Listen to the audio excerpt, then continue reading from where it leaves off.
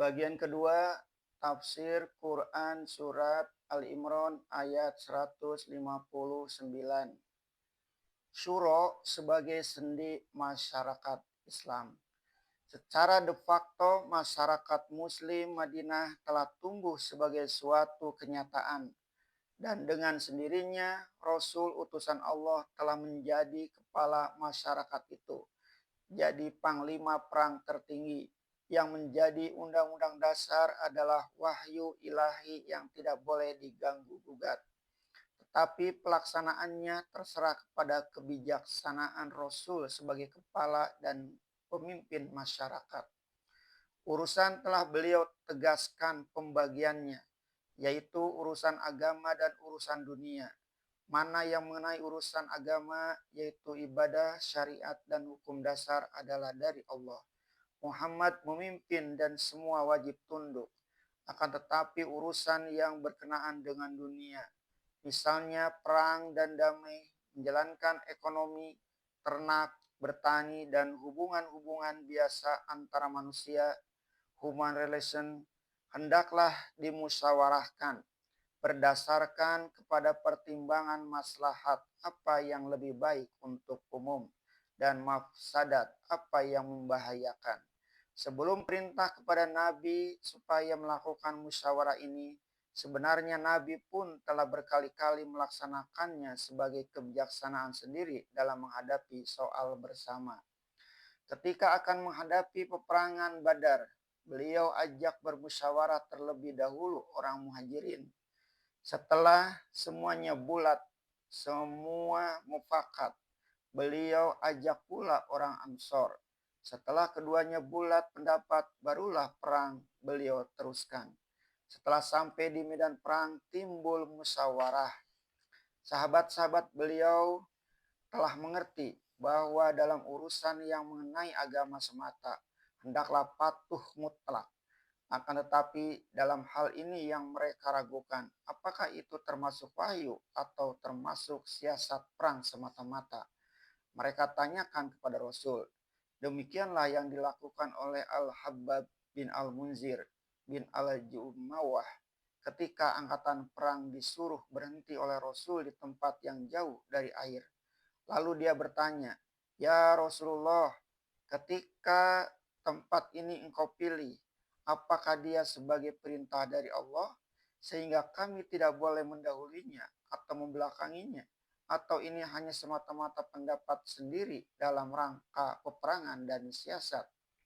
Rasul menjawab, "Cuma pendapat sendiri dalam rangka berperang dan siasat." Al-Habab menyambut lagi, "Kalau demikian ya Rasulullah, tempat ini tidaklah layak. Marilah perintahkan orang semua. Kita pindah ke tempat yang berdekatan dengan air sebelum musuh itu datang sehingga kitalah yang menentukan."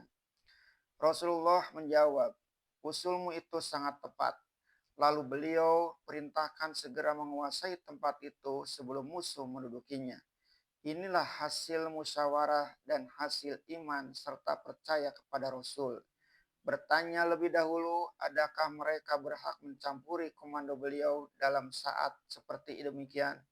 Beliau pun menjawab pula dengan tegas dan jujur bahwa hal itu bukan wahyu, melainkan hasil pertimbangan buah pikiran beliau sendiri yang kalau ternyata salah boleh diganti dengan yang lain yang lebih baik. Setelah habis perang Badar dan terdapat 70 orang tawanan, beliau adakan pula terlebih dahulu musyawarah dengan yang patut-patut, Abu Bakar dan Umar, tentang sikap yang akan diambil terhadap orang-orang tawanan itu. Dibebaskankah semuanya atau dibunuh semuanya atau diberi kesempatan menebus diri? Kemudian setelah akan menghadapi perang Uhud, segeralah beliau panggil segenap pejuang berkumpul. Diajak bermusyawarah apakah musuh akan dinanti di dalam kota saja atau akan dikeluari bersama dan bertempur di luar kota. Beliau berpendapat dinanti saja dengan mempertahankan kota. Abdullah bin Ubay sependapat dengan beliau. Akan tetapi Suara yang terbanyak ialah supaya keluar dan bertempur di luar kota. Akhirnya suara terbanyak itulah yang ditetapkan dan beliau lekatkanlah pakaian perang beliau. Setelah ada yang ingin meninjau kembali usul mereka dan bertahan di dalam kota saja menuruti pikiran Rasul, beliau marah dan keluarlah perkataan beliau yang terkenal bahwa pantang bagi seorang nabi menanggalkan pakaian perangnya kembali apabila telah lekat sebelum diberi ketentuan oleh Allah, atau musuh dapat dihancurkan atau beliau yang tewas.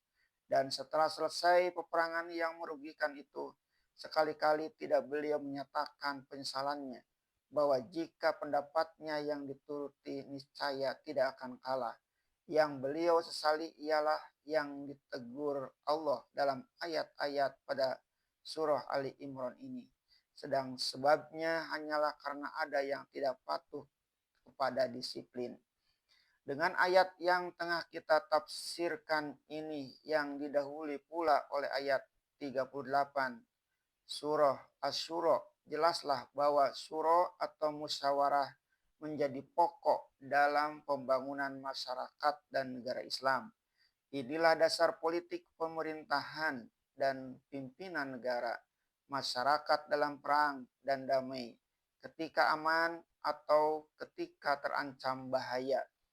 Pada ayat 38 surah Asy-Syura itu terang sekali bahwa musyawarah itu pasti timbul karena adanya jamaah. Tiap muslim, mukmin selalu menyediakan diri untuk menjunjung tinggi panggilan Allah. Lalu mereka mengerjakan sholat bersama-sama. Akan mengerjakan sholat saja sudah mulai ada musyawarah, yaitu memilih siapa yang akan menjadi imam jamaah dalam kalangan mereka. Dengan suburnya jamaah timbullah usaha mengerjakan atau mengeluarkan harta untuk keperluan umum. Jika ayat perintah mengajak bermusyawarah itu baru turun sesudah perang Uhud. Sesungguhnya dasar musyawarah telah ditanamkan sejak dari mulai zaman Mekah. Sebab surah Asy-Syura diturunkan di Mekah. Waktu di Mekah mereka masih golongan kecil, maka tumbuhlah syura secara kelompok kecil.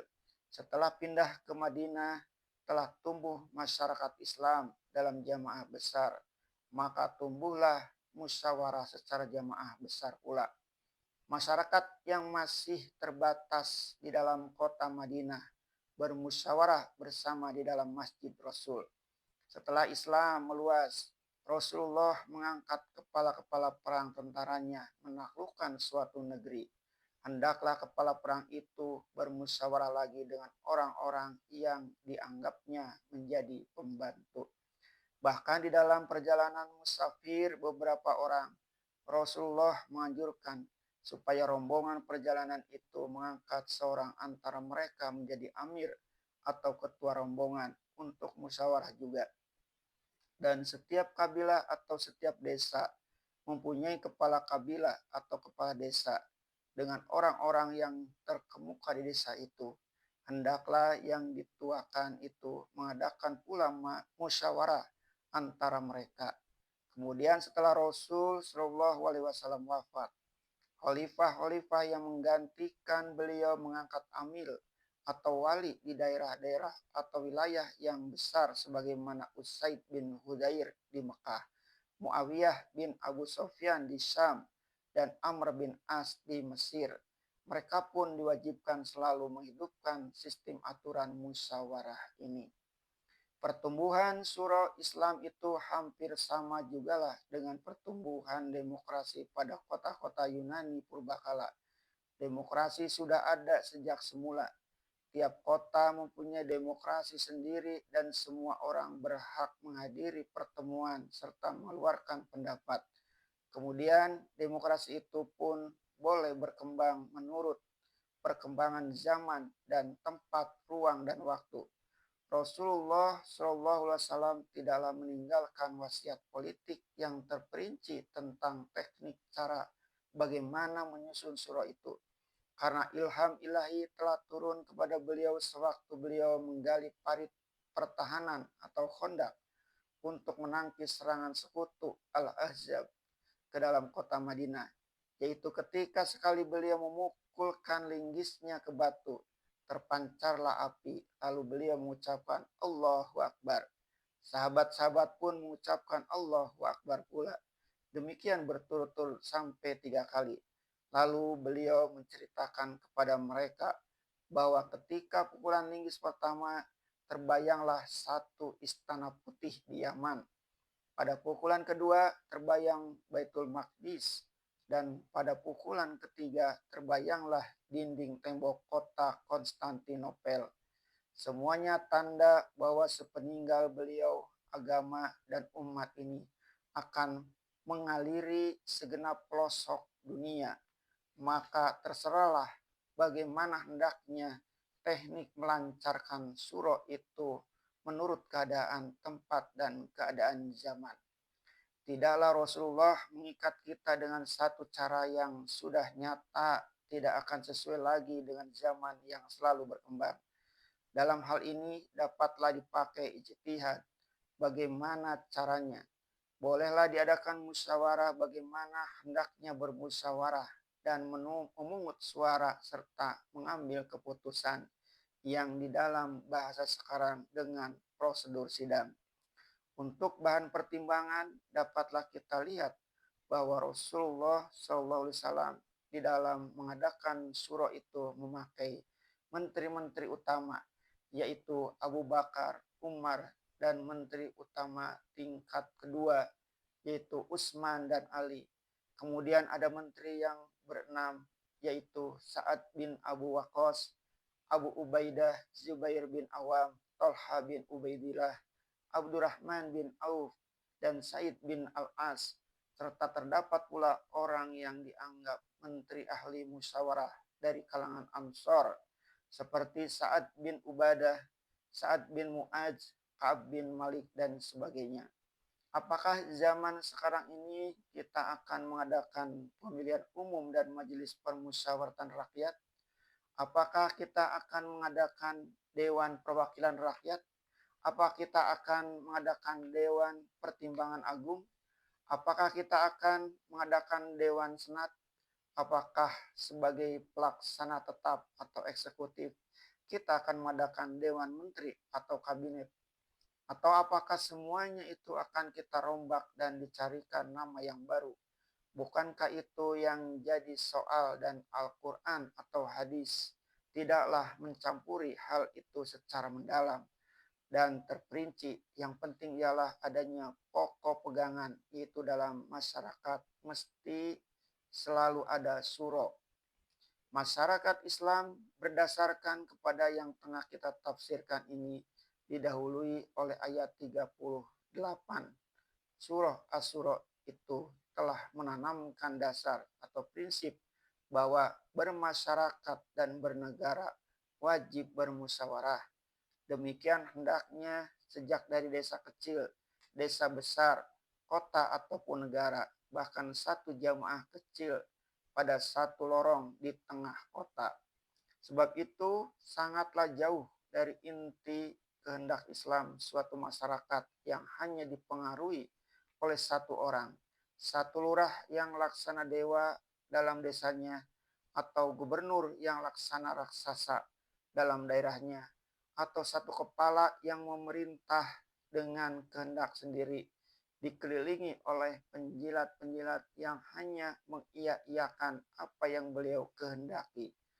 Oleh sebab itu, sebagian besar ahli tarikh Islam sejak zaman dahulu sampai sekarang menyalahkan Muawiyah yang membekukan surah Islam untuk kepentingan dirinya sendiri, untuk mendirikan dinasti keturunan Umayyah.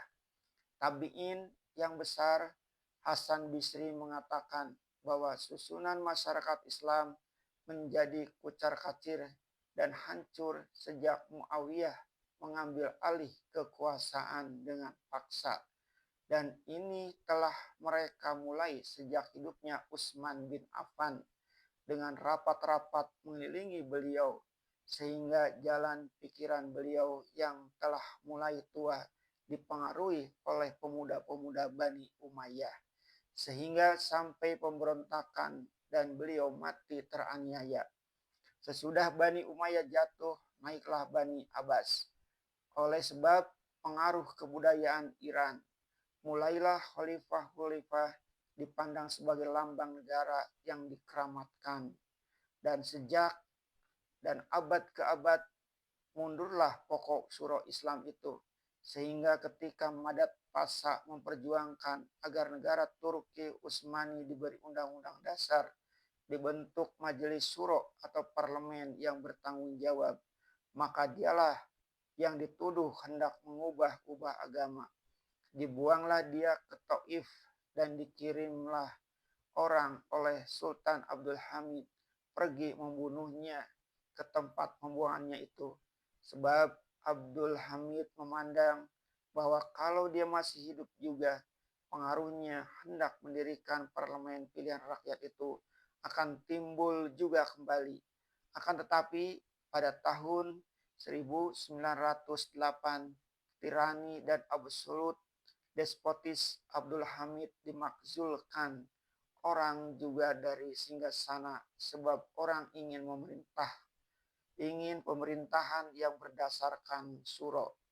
Dapatlah kita catat sebagai suatu sejarah yang nyata bahwasannya pelopori yang mengajak kaum muslimin kembali kepada suro itu ialah ulama besar Sayyid Jamaluddin Al-Afghani dan muridnya yang terkenal Syekh Muhammad Abduh.